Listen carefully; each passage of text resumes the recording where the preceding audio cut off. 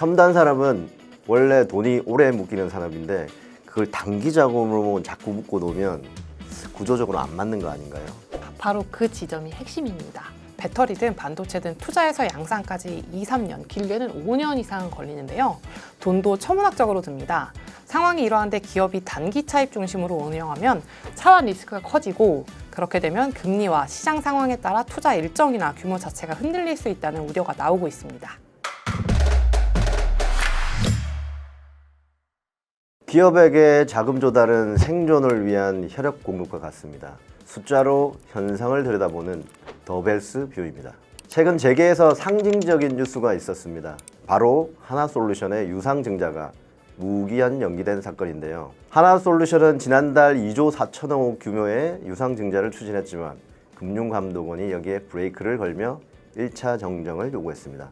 이후 약 6천억 원을 줄인 1조 8천억 원으로 다시 신고서를 제출했지만 금감원이 또 반려하면서 증권신고서 효력이 정지됐습니다. 시장에서는 이번 케이스를 보면서 향후 기업들이 대규모 유상증자를 진행하기 어렵게 됐다고 평가하고 있습니다. 대체 무슨 일이 있었던 걸까요? 기업의 자금 조달이 과거와 다르게 어떻게 바뀌었고 또 이러한 환경이 산업계에 어떤 영향을 미칠지 한번 정리해 보겠습니다. 안녕하세요. 더벨 이승우 부장. 변세영 기자입니다. 먼저 이러한 변화가 왜 일어났는지부터 살펴보겠습니다. 기업의 자금 조달 환경이 달라진 출발점, 결국 상법 개정이죠. 맞습니다. 가장 큰 변화는 1차 상법 개정으로 이사의 충실 의무의 대상이 회사에서 회사 및 주주로 확대된 겁니다. 이 때문에 기업 입장에서는 유상증자나 사업 재편과 같은 의사결정 과정에서 부담이 커졌습니다. 예전에는 회사 성장을 위해 필요하다는 논리로 밀어붙였던 사안도 이제는 주주의 이익에 어떤 영향이 있는지를 훨씬 더 엄격하게 설명해야 하는 구조가 됐습니다. 그러면 기업들 입장에서는 미래 투자를 위한 증자라도 예전보다 훨씬 방어적으로 접근할 수밖에 없게 됐네요. 그렇습니다. 하나솔루션 사례가 상징적입니다. 당초 2조 4천억 원 유상증자를 추진했지만 이후 1조 8천억 원으로 줄였습니다. 이 회사가 밝힌 자금 용도에는 시설자금 9천억 원이 포함되어 있었는데요. 결국 시장과 주주를 설득하는 과정 자체가 자금 조달 규모와 속도에 직접 영향을 주는 시대가 된 겁니다. 자, 3차 상법 개정으로 자사주 소각이 의무화됐는데 이 영향은 어떻습니까? 네, 3차 개정상법은 회사가 원칙적으로 자사주를 소각하도록 강제했습니다. 예외적으로만 주주총회 승인을 받아 보유, 처분할 수 있게 된 건데요. 그동안 기업들이 필요할 때 자사주를 활용해 유동성을 확보하던 관행에 제동이 걸린 겁니다. 자사주가 실제로 어떤 역할을 해왔는지가 중요할 것 같습니다. 기업 입장에서 자사주는 그냥 쌓아두는 자산이 아니었습니다. 급할 때는 교환사채, 그러니까 이비 발행의 기초 자산이 되기도 하고 계열사 거래나 재무구조 조정의 수단이 되기도 했습니다. 실제로 롯데지주는 2025년 1,450억 원 규모 자사주 5%를 롯데물산에 매각해 건전성을 개선했습니다. 특히 SK그룹은 자사주를 이비로 발행하며 미래 투자금을 마련해온 대표적인 기업 집단입니다. SK이노베이션은 자사주를 기반으로 3,700억 원, SKC도 2,600억 원 규모 이비를 발행해 현금을 조달한 이력이 있습니다. 그럼 앞으로는 이런 히든카드를 쓸 수 없게 됐네요. 그렇죠. 태광산업 사례도 상징적입니다. 태광산업은 화장품 신사업 진출을 도모하기 위해 지난해 자사주를 기초로 3,200억 원 규모 교환사채 발행을 추진했는데요. 당시 주주 반발 끝에 결국 철회했습니다. 기업 입장에서는 조달 경로가 좀 더 좁아진 셈입니다. 그러면 기업들은 실제 자금 조달을 어떻게 하고 있습니까? 에쿼티 조달이 안 되니 당연히 부채 쪽으로 기울 수밖에 없습니다.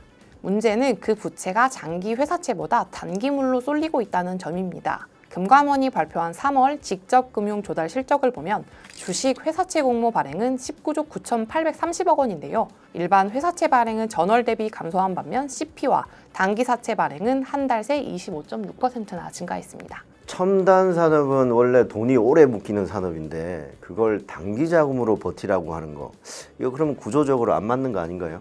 네, 바로 그 지점이 핵심입니다.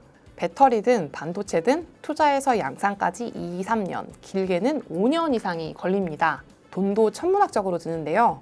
SK 하이닉스의 반도체 클린룸 1만 평 기준 투자비는 2019년에는 약 7조 5천억 원 수준이었는데 지난해 말 발표한 청주 공장의 경우 투자 규모가 약 20조 원에 달했습니다. 공정 미세화 영향으로 비용이 크게 증가한 거죠. 상황이 이러한데 기업이 단기 차입 중심으로 운영하면 차원 리스크가 커져 금리와 시장 상황에 따라 투자 일정이나 규모 자체가 흔들릴 수 있다는 우려가 나오고 있습니다. 정부가 첨단 산업을 육성하겠다고 과하게 하고 있는데 그러면 이건 아이러니 아닌가요? 정부의 2026년 경제 성장 전략에는 K 반도체 육성, 방산 4대 강국 도약, AI 대전환 등 이러한 내용이 주요 과제로 담겨 있습니다.